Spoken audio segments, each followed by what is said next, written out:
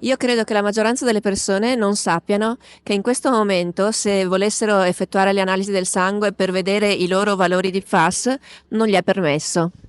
Fino ad oggi, le uniche persone che possono effettuare queste analisi in Italia sono le persone residenti nell'area rossa e le persone residenti nell'area arancione lo possono effettuare solo a pagamento con 92 euro.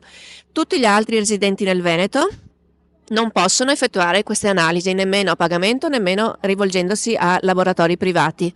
Perciò attualmente una persona residente in Veneto che vuole effettuare le analisi lo può fare solo andando all'estero o inviando una provetta del proprio sangue in un laboratorio straniero.